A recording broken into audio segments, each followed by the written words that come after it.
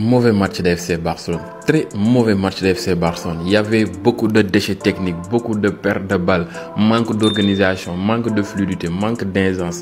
Non mais tout était mauvais du côté FC Barcelone. Moi, je défensivement, milieu de terrain, offensivement. Taï, milieu de terrain Barça, manam. Non mais là, il y a un milieu de terrain de récupérer complètement. Et c'est un match à oublier. Taï, j'ai pas reconnu le FC Barcelone. Ouais. Techniquement, il y avait beaucoup de déchets aujourd'hui. Bon, même Pedri, mi nga xamné manam mo daan def de très grands matchs, dem nañ ba ci deuxième mi-temps bi, il perdait beaucoup de ballons. Ci fin temps, on a vu qu'il perdait des ballons. Mu ngi noné Lamine Yamal dañ ko tecc ci elam bi complètement. Dañ koy à deux, c'est vrai, mais jeu bi nga xamné mom lañ habitué diko gis FC Barcelone, on l'a pas vu aussi. Il y avait beaucoup de précipitations et beaucoup de pertes de balles, manque de placement, manque d'organisation. Rafinha, un mauvais match, un match à oublier, vraiment. Brûlou Juan Garcia, Barça, dinga encaissé, non mais, dinga encaissé bi bari. Homme du match de ce match-là, c'est Juan Garcia. Ferran Torres, momit ken xamul la football tay aujourd'hui. Rashford Dougou, réer nit ñi bali demul won ci mom lu bari, mais en tout cas, tay mom sen match bi mom lu ngeen wara oublier la. Da ngeen am chance sax ba amu len défaite. Avec un excellent match de Pathé Ismaïla Sy, son international sénégalais, il s'est montré aujourd'hui. Mais easy, borom ndel mom awa baxna jamm ci yeen ba benen yoon catalan yi bon courage xamna ni sen xol neexul tay ay li ngeen football dara baxu ci. Très compliqué pour les Barcelone. Barça perd 2 points. Barça perd 2 points face à Rayo. 1 but partout. Rayo c'est déjà une prouesse. Mais le Barça jaay bakkan Barça. Match compliqué. Premier mi-temps, penalty de Lamine Yamal. Barça mène 1 but à 0. Mais heureusement qu'il est là. Juan Garcia, il a sauvé le Barça. Mon jox am di match. Un très grand match. Déjà match référence, match top mondial. Match niveau.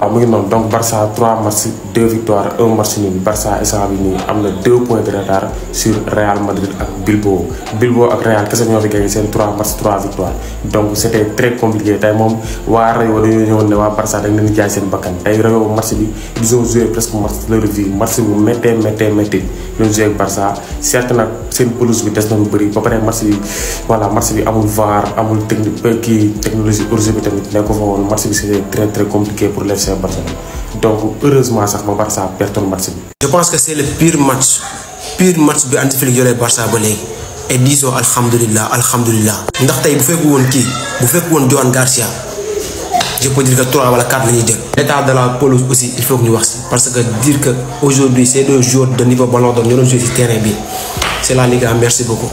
Félicitations à cette équipe de Rayo Vallecano. Comme nous l'avons dit dès le début, ils méritaient même la victoire. Mais heureusement pour nous les Barcelonais, gagner le match par un match nul, 1 but partout. Déjà, je peux dire qu'on n'a pas fait une très belle entame de match. Et heureusement, Lamine Yamal provoque et obtient un penalty. Si nous devons voir, peut-être nous annulons le penalty, ça dépend aussi si décision yi nga xamante waa VAR dinañ ko mais moment boobu noonu VAR bi nekk foon donc l'arbitre était obligé de prendre ses décisions et décision bu ñu jël mooy maanaam penalty pour le Barça.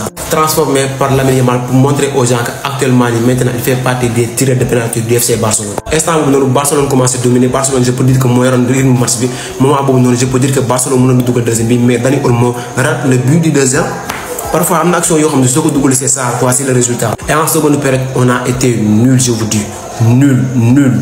Déjà, je parle un peu allemand parce que déjà je ne comprends pas le changement de Rafinha.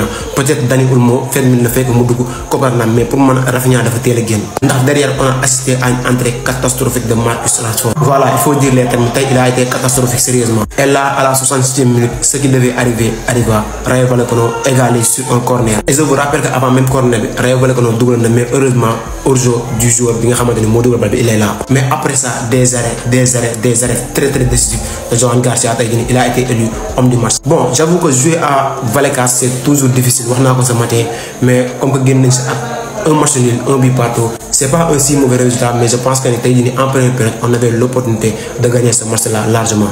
Rayo Vallecano mais équipe bi solo na équipe bu Espagne yu mag yépp 1 but partout contre FC Barcelone et je pense que les supporters Barça yi tey dañu war a wax alhamdulillah parce que s'il y avait pas Juan Garcia cette gars yi je pense que ne tey 0 point génn ñibbis ñii ni ñibbee parce que voilà Rayo Vallecano il avait les armes pour gagner le match occasion yi am yëpp mais y avait Garcia dans les cases moom moo stoppé lépp moo ne gars yi tey doo leen ñibbee 3 voilà dañu ñibbee 1 point mais doo leen lu gagné il a stoppé toutes les attaques de Rayo Vallecano mais nag Rayo Vallecano sonal na équipe yëpp mais tamit arbitrage Espagne ak gestion championnat Espagne doy na war quoi match bu toll nii amul VAR disponible mais c'est lamentable il est temps aussi Javier Tebas ngeen jëlee ko ci poste bi mu nekk parce que là il gère mal le championnat Espagne te comme sama benn copain wax sànq rek affaire doyade yu nekk mais Liga nga koy gis quoi Liga ngay gis affaire doyade yu nekk VAR disponible ci match Rayo Vallecano FC Barcelone mais c'est vraiment lamentable problème arbitrage da nga koy dégg foofu de temps en temps penalty